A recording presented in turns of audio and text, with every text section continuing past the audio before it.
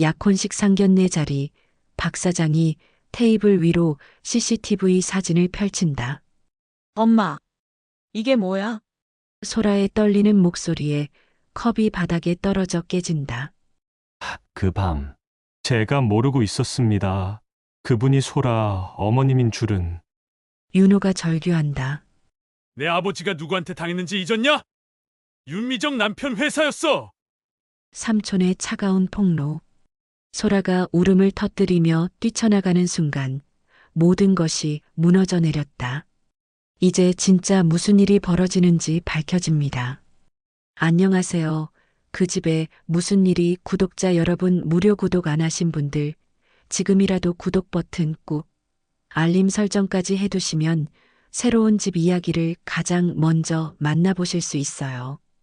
천안 두정동 골목 끝자락에 자리한 미정다방은 아침 7시부터 문을 엽니다. 간판 글씨가 발에서 미정다방이라는 네 글자가 겨우 보일 정도죠. 하지만 동네 어르신들에겐 이곳이 없어서는 안 될 소중한 쉼터입니다. 주인 윤미정은 54살 혼자서 이 카페를 꾸려가고 있습니다. 매일 아침이면 어김없이 나타나는 할아버지 할머니들을 위해 커피값을 깎아드리는 게 일상이죠. 할부로 해요. 다음 주에도 오셔요. 미정의 말에 어르신들은 허허 웃으며 고개를 끄덕입니다. 사실 할부라고 해봤자 200원, 300원 차이지만 그 마음씨가 고마운 거죠. 어르신들은 미정을 친딸처럼 여기며 안부를 묻곤 했습니다. 미정이 요새 혼자 사느라 고생이 많구나. 딸 소라는 잘 지내지? 이런 따뜻한 말 한마디 한마디가 미정에게는 큰 위안이 됩니다. 20년 전 남편을 잃고 혼자가 된 이후 이 어르신들이 미정의 든든한 버팀목이 되어 주었거든요. 카페 안쪽 계산대 아래 낡은 나무 상자 하나가 놓여 있습니다. 뚜껑을 열면 옛날 삐삐며 카세트 테이프들이 가지런히 정리되어 있어요. 그 중에서도 특별한 테이프 하나가 있습니다. 겉면에 볼펜으로 삐뚤빼뚤 적힌 글씨가 보이죠. 미정이에게 마이너스 우석이가라고 말입니다. 대학교 시절 첫사랑 강우석과 함께 미사리 강변에서 포크송을 들으며 나눴던 이야기들, 그때의 설렘과 아련함이 모두 그 테이프 안에 담겨 있습니다. 미정은 가끔 손님이 없는 저녁이면 그 테이프를 꺼내어 들어보곤 했어요. 하지만 요즘엔 그럴 여유도 없이 바쁩니다. 강우석과의 추억은 미정에게 달콤하면서도 아픈 기억입니다. 졸업 후 각자의 길을 걸으며 자연스럽게 멀어졌지만 그 시절의 순수한 사랑은 여전히 미정의 마음 한구석에 자리하고 있어요. 특히 남편을 잃은 후에는 더욱 그리워졌죠. 딸 소라가 시청 임시직으로 일하면서 늘 바쁘게 돌아다니거든요. 28살인 소라는 정규직 전환을 노리고 있지만 쉽지 않은 상황입니다. 요즘 젊은이들의 취업이 얼마나 어려운지 미정도 잘 알고 있어요. 엄마, 요즘 재개발 얘기 또 나왔대. 카페도 옮겨야 할지도 몰라. 소라의 말에 미정은 괜찮다는 듯 웃어 보이지만 속으론 걱정이 태산 같습니다. 20년 전 남편이 갑작스런 사고로 세상을 떠난 후 혼자서 딸을 키우며 이 카페로 생계를 이어왔는데 이제 와서 또 다른 변화를 맞이해야 한다니 막막할 뿐이죠. 남편은 건설회사에서 일하다가 현장 사고로 목숨을 잃었습니다. 갑작스런 일이었어요. 아침에 평소처럼 다녀오겠습니다라고 인사하고 나간 남편이 그날 저녁 차가운 주검이 되어 돌아왔거든요. 당시 소라는 겨우 8살이었습니다. 장례를 치르고 나서 미정은 막막했습니다. 보험금으로 당장 생활비는 해결됐지만 앞으로 어떻게 살아야 할지 갈피를 잡을 수 없었어요. 그때 동네 어르신들이 도움을 줬습니다. 작은 카페 하나를 내라고 권했고 미정은 용기를 내어 미정다방을 열게 됐죠. 밤이 되면 미정은 혼자 카페에 앉아 라디오를 틀어놓습니다. 90년대 발라드가 잔잔히 흘러나오면 문득 남편 생각이 납니다. 그리고 그보다 더 오래된 기억, 강우석과의 추억도 함께 떠오르죠. 남편과 결혼한 후에는 그런 생각을 하지 않으려 노력했지만 혼자가 되고 나니 자꾸만 옛 기억이 되살아났어요. 나 하나만 참고 살면 된다. 그라제. 미정은 속으로 중얼거리며 테이블을 닦습니다.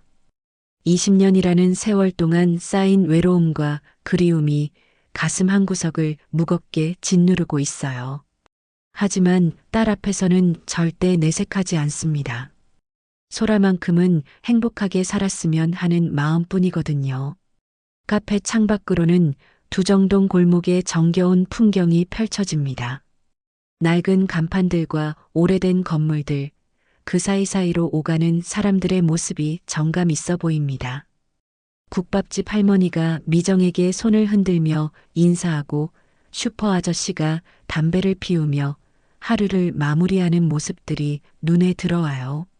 하지만 재개발 바람이 불면 이 모든 게 사라질지도 모른다는 불안감이 미정의 마음을 흔들어 놓죠. 동네 사람들도 하나둘씩 이사를 가고 있고 예전만큼 활기가 넘치지 않는 것 같아요. 그래도 미정은 오늘도 변함없이 카페 문을 열고 손님들을 맞이합니다. 어르신들의 안부를 묻고 커피를 내려드리며 소소한 일상을 나누는 것이 미정에게는 유일한 위안이거든요. 이 작은 카페가 동네 사람들에게 쉼터가 되어주는 것만으로도 보람을 느낍니다. 비가 내리는 목요일 저녁이었습니다. 평소보다 일찍 손님들이 발길을 돌린 탓에 미정 다방은 고요했죠. 미정은 테이블을 정리하며 오늘도 하루가 저물어간다는 생각에 잠겨 있었습니다. 라디오에서는 변함없이 90년대 발라드가 흘러나오고 있었어요. 밖에서는 빗방울이 점점 굵어지며 카페 유리창을 두드렸습니다. 충청도 비는 한번 시작되면 오래 내리는 법이라 미정은 걱정이 되었어요. 이런 날이면 동네 어르신들도 일찍 집으로 돌아가시거든요. 그때 카페 문이 딸랑 소리를 내며 열렸습니다. 30대 초반으로 보이는 젊은 남자가 우산을 털며 들어섰어요. 단정한 옷차림에 온화한 인상을 지닌 그는 정윤호라는 이름의 손님이었습니다. 안녕하세요. 천안에 출장을 와서요. 이 동네 국밥이랑 커피가 유명하다고 하길래 찾아왔습니다. 윤호의 말투는 정중하면서도 따뜻했습니다. 미정은 반갑게 맞아들이며 메뉴판을 건넸어요. 하지만 윤호의 눈빛에는 어딘가 낯익은 온기가 서려 있었죠. 미정은 왜인지 모르게 가슴이 두근거리기 시작했습니다. 아메리카노 하나 주세요. 그리고 저녁까지 여기서 좀 쉬어도 될까요? 일찍 끝난 출장이라 시간이 좀 남아서요. 윤호는 카페 구석자리에 앉아 주변을 둘러봤습니다. 벽에 걸린 오래된 사진들과 낡은 소품들, 그리고 추억이 서린 물건들이 그의 시선을 끌었어요. 특히 계산대 옆 오래된 카세트 플레이어에 시선이 머물렀습니다. 이런 게 아직 있네요. 정말 오랜만이에요. 어릴 때 할아버지 댁에서 이런 걸로 노래를 들었던 기억이 나네요. 윤호가 플레이어를 조심스럽게 만져보자 미정은 괜찮다며 웃어 보였습니다. 클릭, 테이프가 돌아가는 소리와 함께 90년대 포크송이 작게 흘러나왔어요. 미정은 이유 없이 심장이 뛰어 창밖 빗줄기를 핑계 삼아 물을 더 가져다 줬습니다. 충청도 비는 오래 와요. 커피 식겠추. 미정의 사투리 섞인 말에 윤호는 고마워했습니다. 그는 커피를 마시며 창밖 풍경을 바라보다가 문득 말했어요. 여기 분위기가 참 좋네요. 마치 시간이 멈춰 있는 것 같아요. 요즘 이런 곳 찾기가 쉽지 않은데 말이죠. 그 말에 미정은 가슴 한켠이 아려왔습니다. 시간이 멈춰 있다니 정말 그런 것 같았거든요. 20년 전 남편이 떠난 그 순간부터 미정의 시간은 멈춰 있었으니까요. 변한 건 소라가 조금씩 자란 것뿐, 나머지는 모든 게 그대로였어요. 윤호는 카세트에서 흘러나오는 노래를 들으며 말했습니다. 이 노래 아버지가 좋아하셨던 곡이에요. 어릴 때 자주 들려주셨거든요. 미사리 포크촌 얘기도 많이 해주시고. 미정의 손이 잠깐 멈췄습니다. 미사리라는 말에 가슴이 콩닥 뛰었어요. 그곳은 강우석과 함께 갔던 추억의 장소였거든요. 대학교 때 주말이면 기타를 메고 함께 가서 노래를 듣고 강변을 걸었던 곳이었죠. 미사리요? 거기 좋지요. 나도 젊을 때 자주 갔었는데. 미정은 애써 담담한 척했지만 목소리가 약간 떨렸습니다. 윤호는 그런 미정의 반응을 놓치지 않았어요. 저녁이 깊어갈 무렵 갑자기 전기가 나갔습니다. 카페 안이 순식간에 어둠에 휩싸였어요. 미정은 당황하며 손전등을 찾았고 윤호도 자리에서 일어나 도움을 주려 했습니다. 괜찮습니다. 이런 일이 가끔 있어요. 비 오는 날이면 더 그래요. 손전등 불빛 아래서 두 사람이 마주 섰습니다. 빗소리와 커피 향, 그리고 텅 빈 골목의 고요함이 묘한 분위기를 만들어냈죠. 미정은 윤호의 얼굴을 바라보며 이상한 기분에 휩싸였습니다. 어둠 속에서 윤호의 얼굴은 더욱 온화해 보였어요. 손전등 불빛이 만드는 그림자가 그의 얼굴 위에서 춤을 추고 있었죠. 미정은 문득 20몇 년 전 캠프파이어 앞에서 기타를 치던 강우석의 모습이 떠올랐습니다. 이 사람 누구를 닮았지? 누구를? 미정의 가슴 속에서 오래된 이름이 아주 조용히 떠올랐습니다. 강우석, 대학 시절 첫사랑의 이름이었어요. 윤호의 눈빛과 미소가 어딘가 우석을 닮아 있었던 거죠.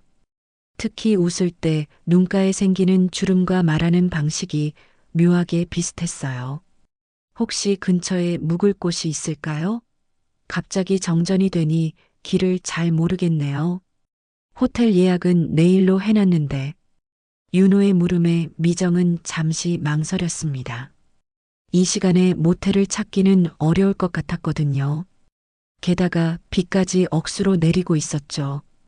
동네 모텔들은 대부분 출장객들로 가득할 테고 이런 날씨에 다른 곳을 찾아 헤매는 것도 위험해 보였어요. 미정은 고민하다가 결국 입을 열었습니다. 근처 모텔들은 아마 다 찰 거예요. 출장객들이 많이 와서 여기저기씩 소파라도 눈만 붙이시라요. 윤호는 고마워하며 그 제안을 받아들였습니다. 사실 선택의 여지가 없기도 했고 미정의 따뜻한 배려가 고마웠거든요. 미정은 안쪽에서 담요를 가져왔습니다. 깨끗하게 빨아서 장롱에 넣어둔 담요였어요. 건네주는 순간 두 사람의 손끝이 스쳤습니다. 그 찰나의 접촉에 미정은 전기가 흐르는 듯한 느낌을 받았어요. 바로 그때였습니다. 카세트 플레이어에서 남자의 목소리가 흘러나왔어요. 미정아, 다음 주 미사리에서 보자. 미정은 얼어붙었습니다.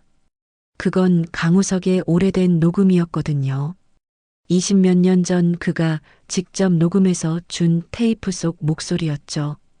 졸업을 앞둔 어느 봄날, 우석이 마지막 선물이라며 건넨 그 테이프였어요. 윤호가 놀라며 물었습니다. 우연이네요. 제 아버지도 포크송을 정말 좋아하셨거든요. 그런 목소리로 자주 노래를 불러주셨어요.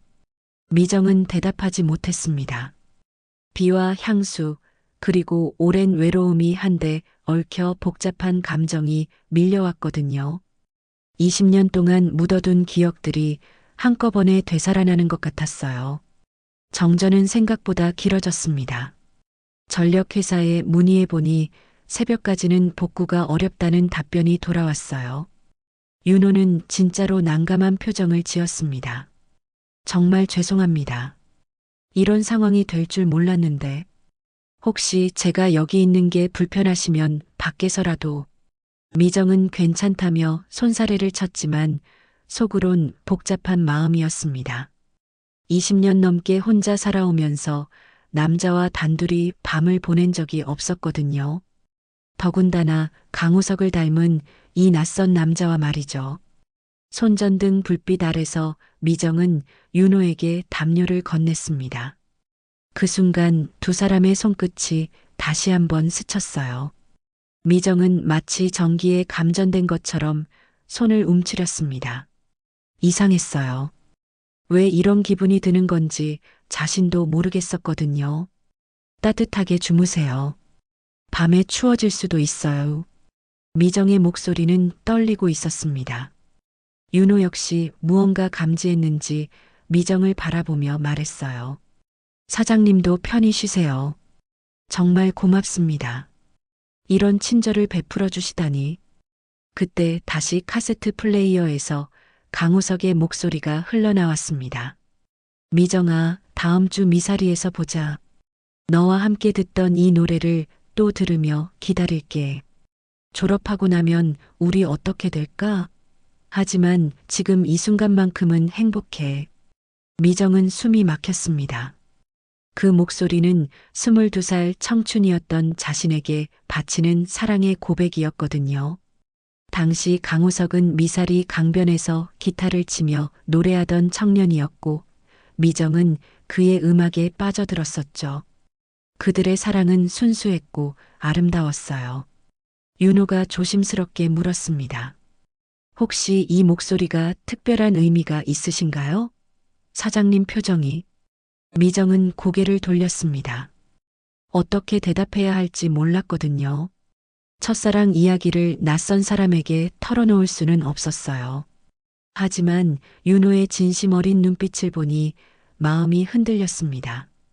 아니에요. 그냥 오래된 테이프일 뿐이에요. 젊을 때 들었던 노래라서. 하지만 윤호의 눈빛은 이미 모든 걸 알아차린 듯 했습니다. 그는 미정의 마음을 읽으려는 듯 조용히 바라봤어요. 손전등 불빛이 만드는 은은한 조명 아래서 두 사람 사이에는 묘한 긴장감이 흘렀습니다.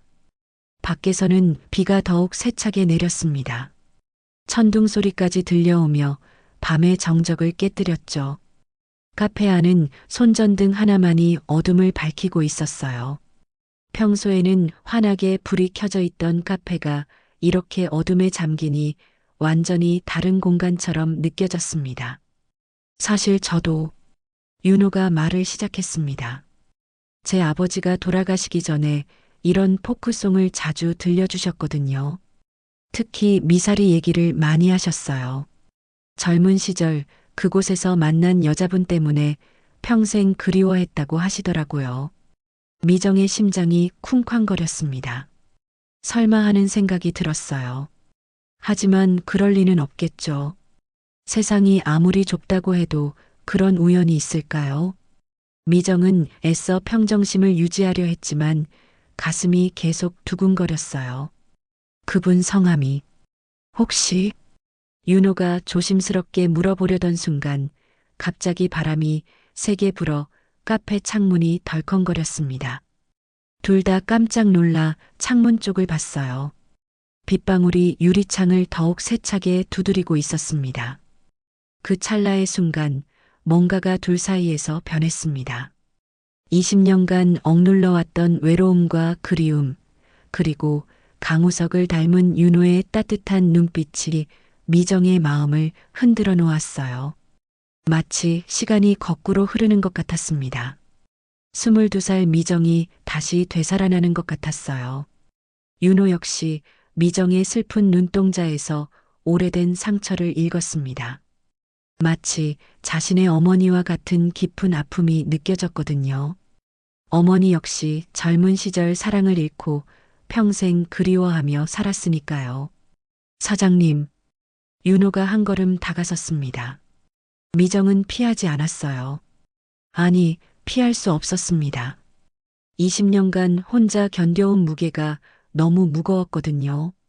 딸 앞에서는 강한 어머니로 살아야 했고, 동네 사람들 앞에서는 씩씩한 카페 사장으로 살아야 했지만 혼자일 때는 여전히 외로운 여자였어요. 카세트에서는 계속 강우석의 목소리가 흘러나왔습니다. 미정아, 내가 기타로 연주해준 이 곡 기억하지? 내가 좋아한다고 했잖아. 졸업하고 나서도 가끔 이 노래를 들으며 나를 생각해줘. 미정의 눈에서 눈물이 하나씩 떨어졌습니다. 그 모습을 본 윤호는 더 이상 참을 수 없었어요. 그는 조심스럽게 미정의 어깨에 손을 올렸습니다. 울지 마세요. 괜찮습니다.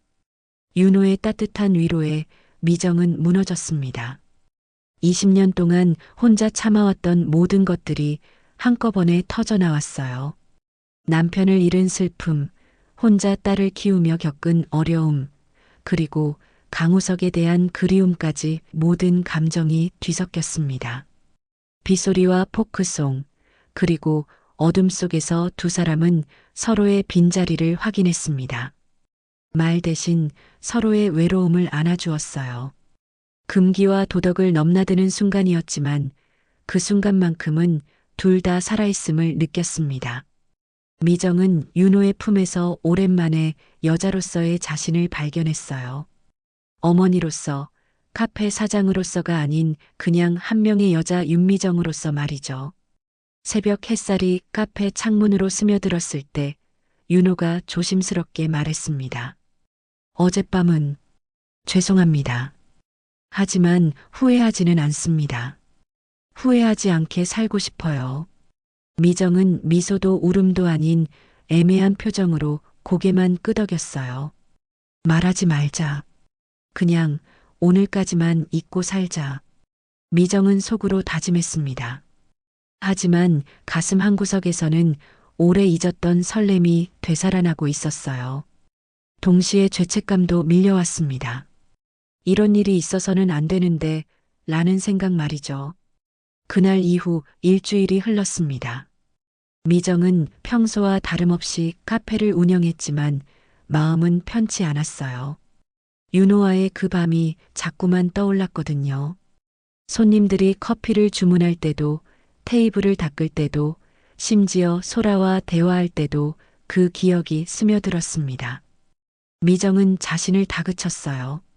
나이든 여자가 무슨 철없는 짓을 했는지, 딸 있는 몸으로 어떻게 그런 일이 있을 수 있었는지 후회했습니다. 하지만 한편으로는 오랜만에 느꼈던 그 따뜻함이 그리웠어요. 20년 동안 잊고 살았던 여자로서의 감정이 되살아났다는 게 무섭기도 하고 설레기도 했습니다. 카페 계산대 아래 있는 카세트 상자를 볼 때마다 가슴이 답답했어요. 그날 밤 흘러나왔던 강우석의 목소리가 귓가에 맴돌았거든요. 미정은 상자를 더 깊숙이 밀어넣고는 다시는 열어보지 않겠다고 다짐했습니다. 소라는 요즘 부쩍 밝아 보였어요. 평소보다 일찍 퇴근하는 날이 많아졌고 거울을 자주 들여다보며 화장도 신경 쓰는 것 같았습니다. 미정은 딸의 변화가 신경 쓰였지만 굳이 묻지는 않았어요. 목요일 저녁 소라가 들뜬 목소리로 말했습니다. 엄마, 주말에 약혼자 데려올게요. 이번엔 정말 괜찮은 사람인 것 같아요. 그 순간 미정의 심장이 한 박자 늦게 뛰었습니다. 약혼자라는 말에 놀란 것도 있었지만 왠지 불길한 예감이 들었거든요.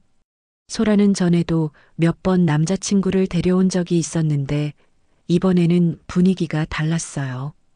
약혼자라니 언제 그런 얘기가 나왔어? 아, 엄마한테 미리 얘기 안 했나? 한 달 전부터 만나고 있었는데 정말 좋은 사람이에요. 나이도 적당하고 직업도 안정적이고 엄마가 보시면 마음에 들어 하실 거예요. 소라의 말에 미정은 복잡한 기분이었습니다. 딸이 좋은 사람을 만나서 행복해 한다니 기쁘기도 했지만 한편으로는 서운했어요. 이런 중요한 일을 왜 지금까지 말하지 않았을까 싶었거든요. 그 사람이 어떤 일을 하는데? 회사 다니는 사람이에요. 출장도 자주 다니고 참 천안에도 일 때문에 자주 온대요. 그래서 우리 동네도 잘 안다고 하더라고요. 미정은 가슴이 철렁했습니다. 천안에 출장을 자주 온다는 말에 윤호 생각이 났거든요. 설마 그럴 리는 없겠지만 왠지 모를 불안감이 밀려왔어요. 토요일이 되었습니다. 소라는 아침부터 분주하게 집안을 정리했어요. 카페도 평소보다 깨끗하게 치우고 손님 맞을 준비를 했습니다. 미정도 딸을 도우며 마음을 다잡으려 했지만 계속 초조했어요. 오후 3시쯤 소라가 현관문을 열며 들어왔습니다. 엄마 왔어요. 그 뒤로 한 남자가 따라 들어왔어요. 미정은 인사를 하려고 고개를 들었다가 그 자리에서 얼어붙었습니다. 소라의 약혼자는 다름 아닌 정윤호였거든요. 처음 뵙겠습니다. 정윤호입니다. 윤호가 환하게 인사했지만 미정을 본 순간 그의 얼굴도 굳어졌어요. 둘 다 말을 잃고 서로를 바라봤습니다. 소라는 두 사람의 반응을 이상하게 여겼어요. 엄마, 왜 그래요? 인사하세요. 미정은 황급히 정신을 차렸습니다. 손에 들고 있던 컵이 바닥에 떨어져 깨지는 소리가 크게 울렸어요. 아, 미끄러웠네요, 내가. 미정은 얼른 바닥에 엎드려 깨진 컵 조각을 주워 담았습니다. 손이 떨려서 제대로 주워지지도 않았어요. 윤호는 도우려 했지만 소라가 먼저 나섰습니다. 엄마, 괜찮아요? 다치셨어요? 괜찮다, 괜찮어. 그냥 실수했네. 미정은 겨우 마음을 진정시키고 윤호에게 인사했습니다. 처음 뵙겠습니다. 소라 어머니 윤미정입니다. 네, 안녕하세요. 윤호의 목소리도 떨리고 있었어요. 둘 다 눈을 제대로 마주치지 못했습니다. 식탁에 앉은 네 사람은 어색한 침묵에 빠졌어요. 소라가 친구까지 불러서 분위기를 띄우려 했지만 효과가 없었습니다. 미정은 식탁보 주름만 계속 만졌고 윤호는 자꾸 시선을 피했어요. 윤호 씨는 어떤 일을 하세요? 미정이 겨우 입을 열었습니다. 미술 관련 일을 합니다. 전시 기획이나 작품 관리 같은. 아, 그러시구나. 출장도 많이 다니시나요? 그 질문에 윤호는 잠깐 머뭇거렸어요. 네, 가끔. 천안에도 일 때문에 오는 경우가 있습니다. 소라가 끼어들었습니다. 엄마, 윤호 씨가 천안 토박이라서 이 동네도 잘 알아요. 어릴 때 할아버지 댁이 근처에 있었대요. 미정과 윤호는 서로 눈을 마주쳤다가 다시 피했어요. 둘 다 그날 밤의 기억이 떠올랐거든요. 저녁이 되어 소라의 친구가 먼저 돌아갔습니다. 윤호도 일어서며 말했어요. 오늘은 이만 가보겠습니다. 어머니, 맛있는 저녁 감사했습니다. 아니에요, 별 말씀을. 소라가 잘 부탁드립니다. 미정의 말에 윤호는 복잡한 표정을 지었어요. 윤호가 떠나고 나서 소라가 물었습니다. 엄마, 윤호 씨 어때요? 괜찮죠? 미정은 대답하기 어려웠어요. 괜찮다고 할 수도 안 좋다고 할 수도 없었거든요. 글쎄다. 소라가 좋으면 되는 거 아니가?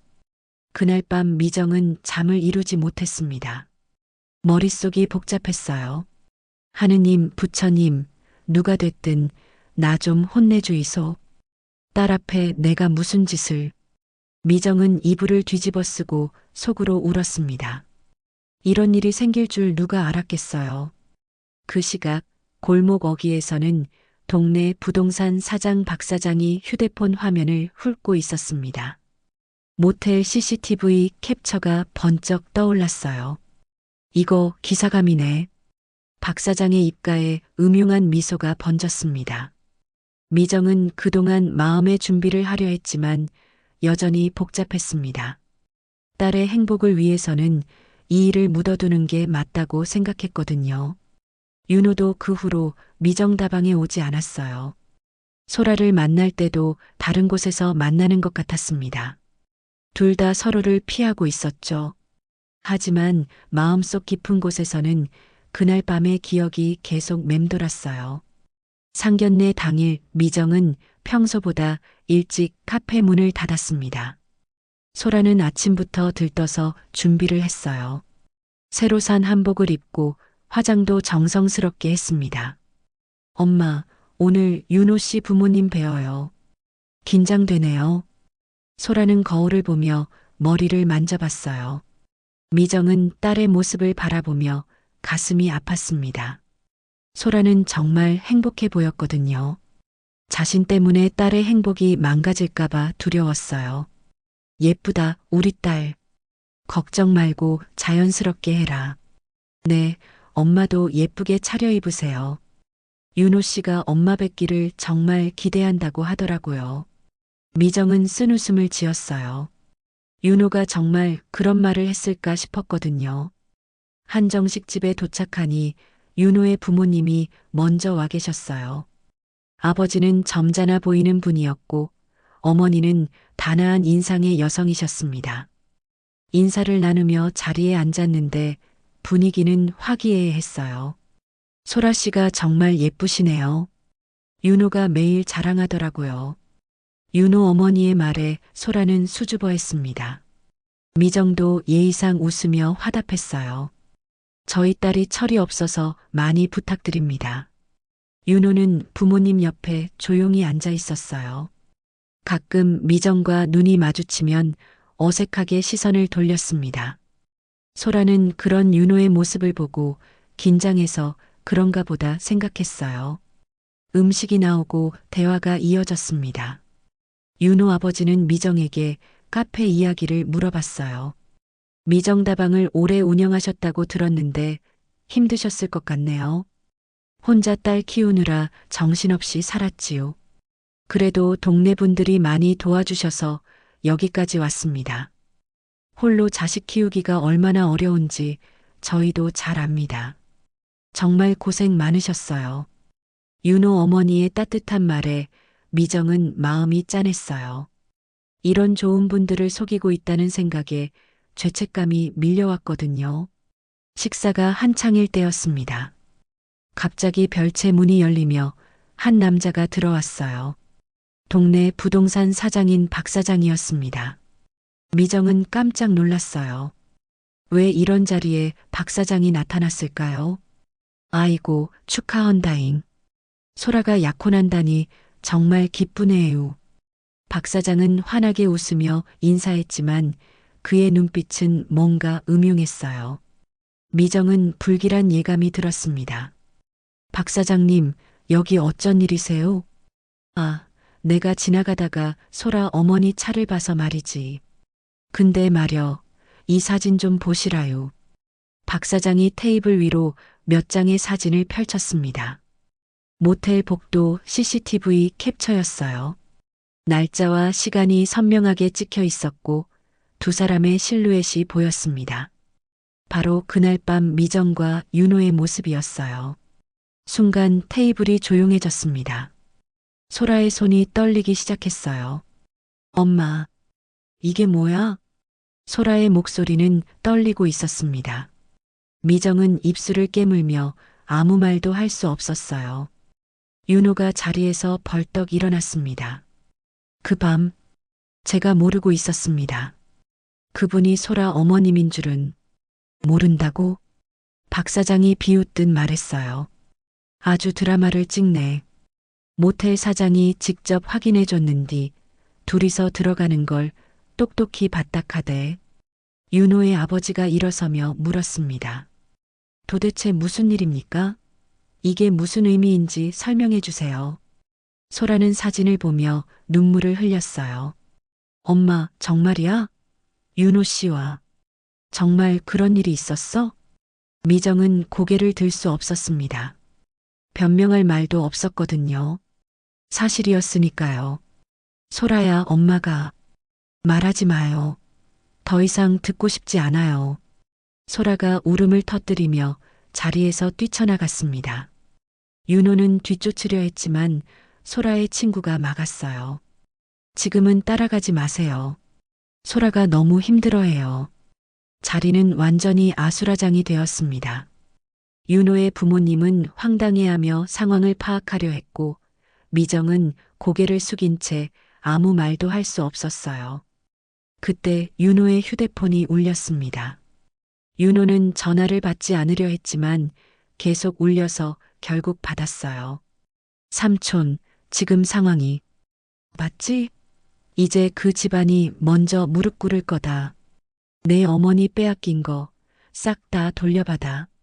삼촌의 목소리가 크게 들려서 주변 사람들도 들을 수 있었어요. 윤호의 눈동자가 흔들렸습니다. 삼촌, 이런 방식은 잘못됐어요. 조용히 해. 내 아버지가 누구한테 당했는지 잊었냐? 윤미정 남편 회사였어. 그때 부당하게 해고된 거 다 기억하지? 윤호는 그제야 퍼즐을 맞추기 시작했습니다. 어머니의 젊은 시절 해고 사건, 생활고, 그리고 아버지의 원망. 그 모든 것이 미정의 남편과 연결되어 있었던 거예요. 미정도 그 말을 듣고 충격을 받았습니다. 남편의 회사에서 일어난 일이었다니 전혀 모르고 있었거든요. 박 사장이 만족스러운 표정으로 말했어요.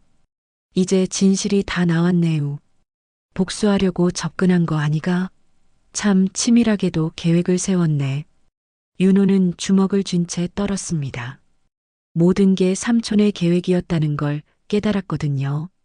자신은 복수의 도구로 이용당한 거였어요. 아니에요. 그런 게 아니었어요. 저는 정말 소라를 사랑해요. 하지만 이미 상황은 돌이킬 수 없는 지경에 이르렀습니다. 윤호의 부모님은 실망한 표정으로 자리를 떴고 미정은 혼자 남겨졌어요. 박 사장은 마지막으로 말했습니다. 재개발 동의서에 도장만 찍으면 이 일은 조용히 묻어줄 수도 있어요. 미정은 그제야 박 사장의 진짜 목적을 알았습니다. 재개발을 위해 이런 추악한 일을 벌인 거였어요. 상견례가 파국으로 끝난 후 며칠이 지났습니다. 미정은 카페에 혼자 앉아 멍하니 계산대 아래 카세트 상자를 바라봤어요. 그동안 피하려 했던 상자를 다시 꺼내 들었습니다. 상자를 열자 강우석의 목소리가 담긴 테이프가 눈에 들어왔어요. 미정은 조심스럽게 테이프를 꺼내어 플레이어에 넣었습니다. 미정아, 너와 함께한 시간들이 정말 행복했어. 졸업하고 나서도 가끔 이 노래를 들으며 나를 생각해줘. 강우석의 목소리가 흘러나오자 미정의 눈에서 눈물이 떨어졌어요. 우석아, 너였으면 뭐라 했을까? 내가 이런 일을 저질렀는데. 미정은 혼잣말을 하며 고개를 떨궜습니다. 모든 게 꼬여버린 상황에서 어떻게 해야 할지 몰랐거든요. 그때 카페 문이 열리며 소라가 들어왔어요. 며칠 동안 집에 들어오지 않던 소라였습니다. 얼굴이 많이 상해 보였어요. 엄마, 소라야, 미안하다. 미정은 일어서서 딸에게 다가갔지만 소라는 한 걸음 뒤로 물러섰어요. 엄마, 정말 그런 일이 있었어요? 윤호 씨와? 소라의 목소리는 떨리고 있었습니다. 미정은 더 이상 숨길 수 없다고 생각했어요. 그래, 엄마가 잘못했다. 변명할 여지가 없어. 왜요? 왜 하필 윤호 씨와 그런 일이? 소라는 울음을 참으며 물었어요. 미정은 그날 밤의 일을 차근차근 설명했습니다. 비 오는 밤, 정전, 외로움, 그리고 순간적인 감정에 휩쓸린 일까지 모든 걸 솔직하게 말했어요. 엄마도 사람이야. 20년 동안 혼자 살면서 외로웠어. 하지만 그게 변명이 될 수는 없지. 소라는 엄마의 말을 들으며 복잡한 표정을 지었어요. 화가 나기도 했지만 한편으로는 엄마의 외로움을 이해할 수 있었거든요. 그런데 윤호 씨가 아빠 회사랑 무슨 얘기를 하던데요? 소라의 질문에 미정은 그제야 남편의 과거 서류를 뒤져보기로 했습니다. 다락방에 보관해둔 남편의 유품 상자를 꺼내왔어요. 상자 안에는 회사 관련 서류들이 들어 있었습니다. 미정은 하나씩 살펴보다가 충격적인 문서를 발견했어요.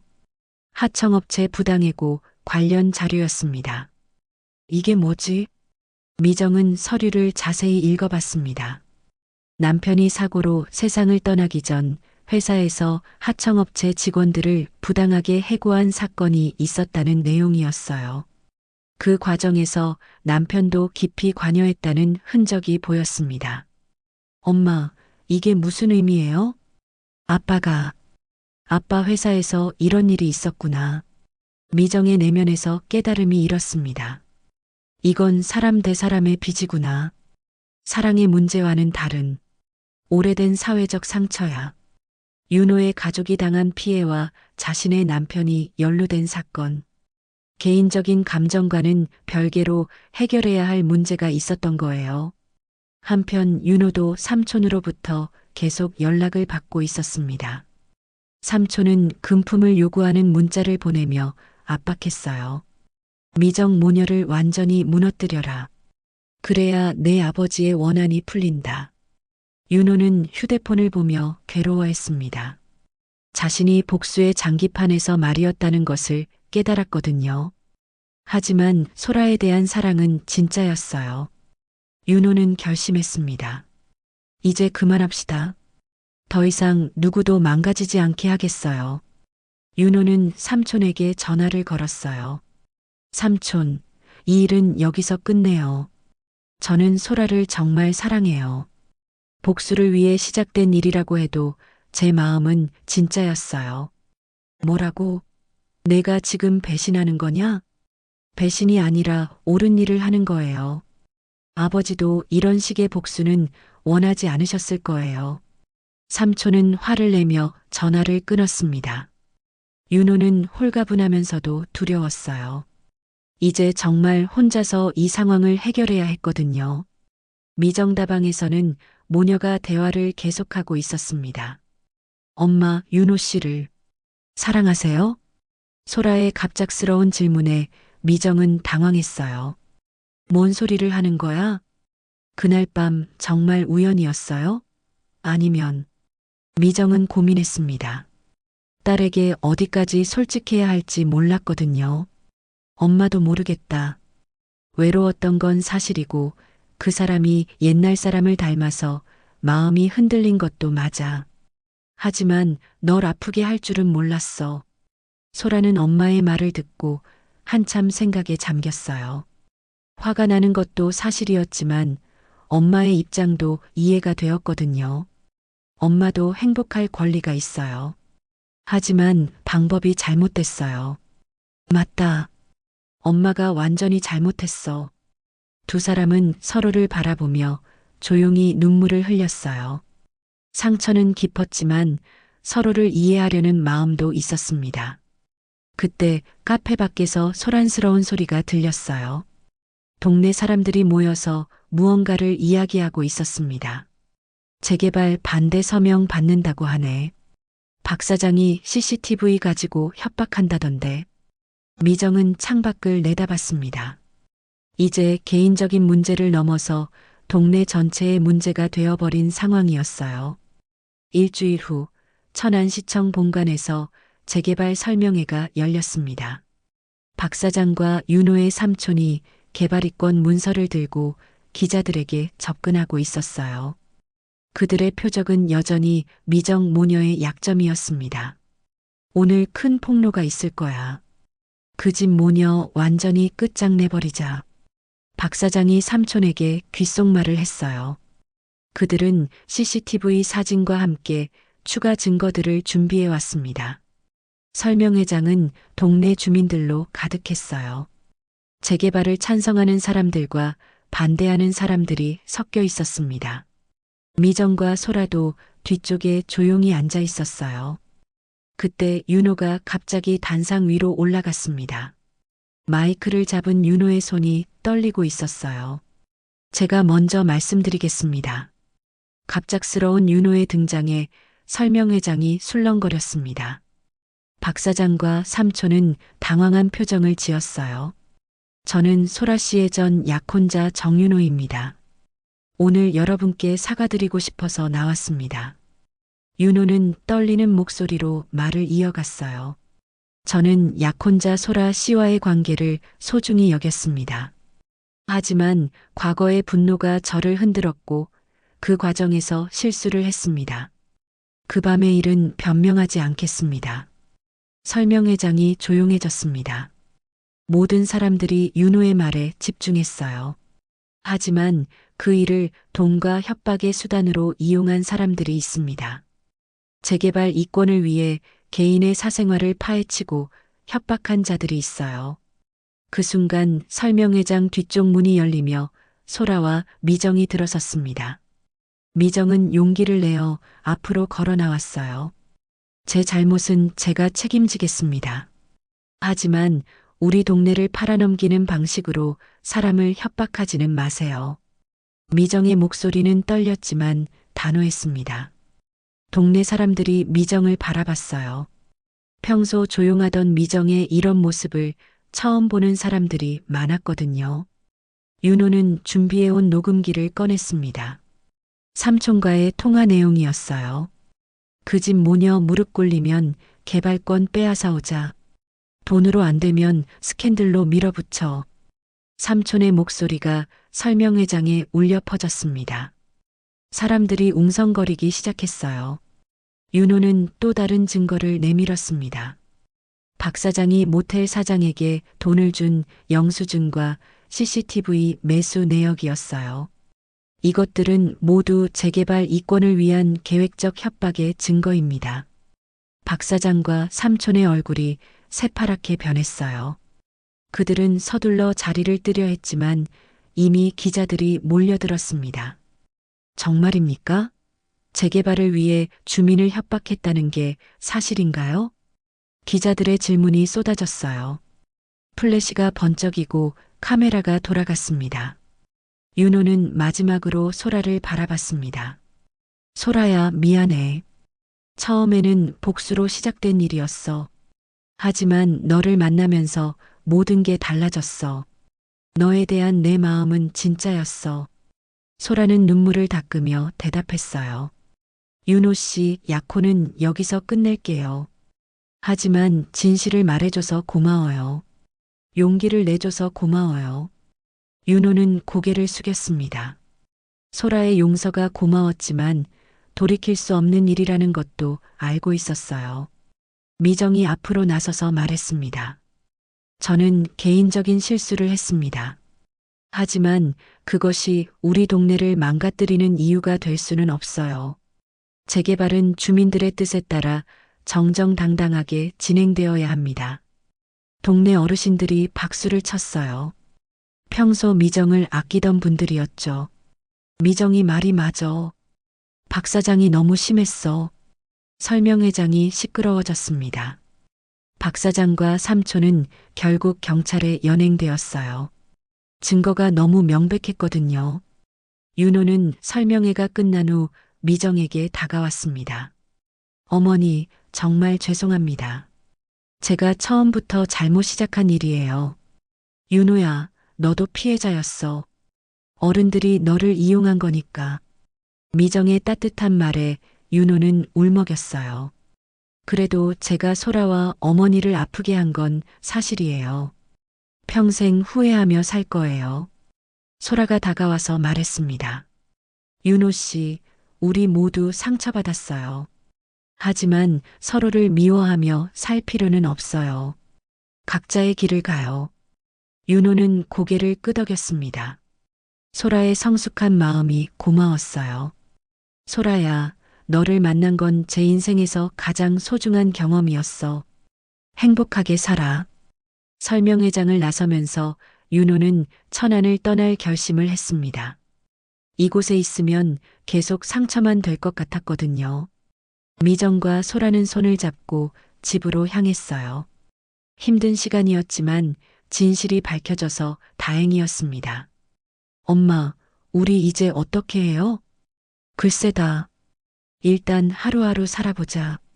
시간이 모든 걸 해결해 줄 거야. 모녀는 서로를 의지하며 걸어갔습니다. 상처는 깊었지만 함께 이겨낼 수 있다는 믿음이 있었어요. 몇 달이 흘렀습니다. 두정동 재개발은 주민협의체 중심으로 새롭게 방향이 바뀌었어요. 박 사장의 부정한 방법들이 폭로된 후 주민들의 뜻에 따라 진행되기로 했거든요. 미정다방은 골목공원 맞은편으로 자리를 옮겼습니다. 새로운 미정다방의 첫 손님은 여전히 동네 어르신들이었어요. 장소는 바뀌었지만 따뜻한 마음은 그대로였습니다. 미정이 새 카페가 더 넓고 좋네. 그러게요. 이제 좀 더 편하게 앉을 수 있겠어요. 어르신들의 웃음소리가 카페에 가득했어요. 미정은 그 소리를 들으며 마음이 따뜻해졌습니다. 힘든 시간을 겪었지만 여전히 자신을 따뜻하게 대해주는 사람들이 있다는 게 고마웠어요. 소라는 시청 정규직 시험에 합격했습니다. 그동안의 경험이 오히려 도움이 되었어요. 어려운 상황을 극복하며 더 성숙해진 소라를 보고 채용 담당자들이 좋게 평가했거든요. 엄마, 정규직 됐어요. 소라가 기쁜 소식을 들고 왔을 때 미정은 정말 기뻤어요. 딸이 꿈꿔왔던 일이 드디어 이뤄진 거였으니까요. 우리 딸 정말 자랑스럽다. 고생 많았어. 소라는 주말마다 특별한 일을 하고 있었어요. 동네 주민들의 기록을 보존하는 아카이브 작업이었습니다. 카세트 테이프의 옛 포크송들과 동네 사진, 그리고 하청 노동자들의 증언을 디지털로 변환해서 보관하는 일이었어요. 엄마, 이 테이프들 정말 소중한 자료예요. 우리 동네의 역사가 담겨 있어요. 소라는 강우석의 목소리가 담긴 테이프도 조심스럽게 디지털화했어요. 미정에게 허락을 구한 후였죠. 엄마의 청춘도 우리 동네 역사의 일부예요.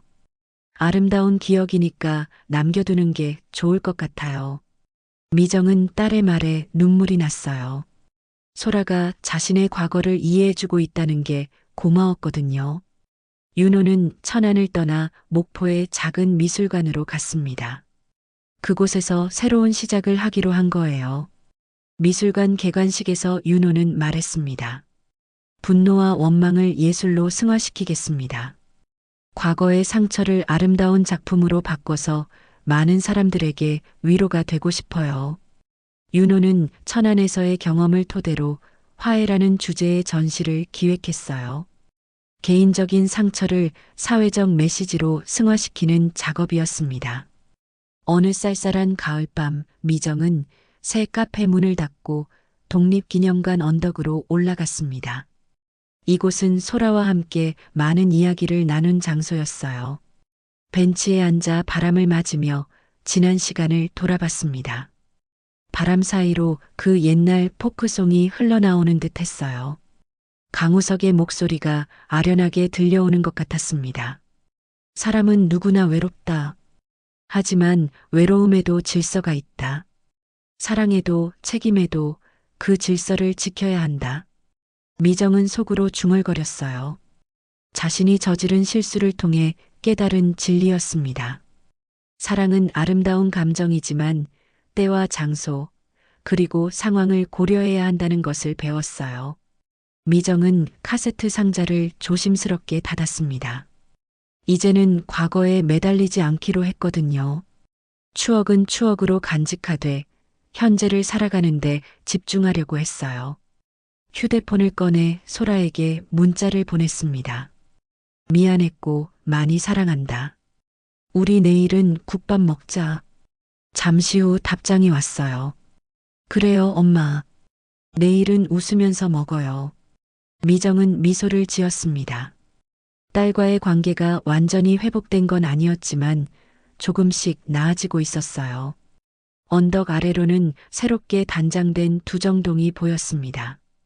재개발이 진행되고 있었지만 주민들의 뜻에 따라 천천히 이뤄지고 있었어요. 미정다방도 그 변화의 일부가 되어 있었습니다. 며칠 후 미정은 놀라운 소식을 들었어요. 윤호가 목포에서 보낸 편지였습니다. 어머니께 그동안 안녕하셨는지요. 저는 목포에서 새로운 삶을 시작했습니다. 매일 바다를 보며 마음을 다스리고 있어요.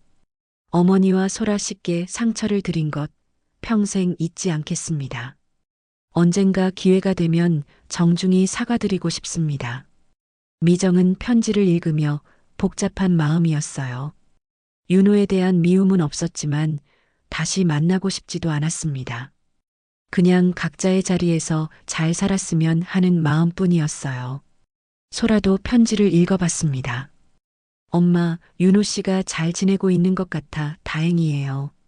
우리도 이제 정말 새로운 시작을 해봐요. 모녀는 서로를 바라보며 웃었습니다. 상처는 아직 남아 있었지만 서로를 이해하고 용서하는 마음이 생겼어요. 저녁이 되어 모녀는 동네 국밥집으로 향했습니다. 예전처럼 소곤소곤 이야기를 나누며 걸어갔어요. 엄마, 내일 아카이브 작업 도와주실 거죠? 그럼 우리 딸이 하는 일인데 당연히 도와줘야지. 충청도 밤하늘 아래 모녀의 모습이 정겨워 보였습니다. 파국은 지나갔고 상처는 남았지만 회복의 길이 열려 있었어요. 사람은 실수를 하지만 다시 일어설 수 있다는 희망이 있었습니다. 미정다방의 새로운 간판이 은은하게 빛나고 있었어요.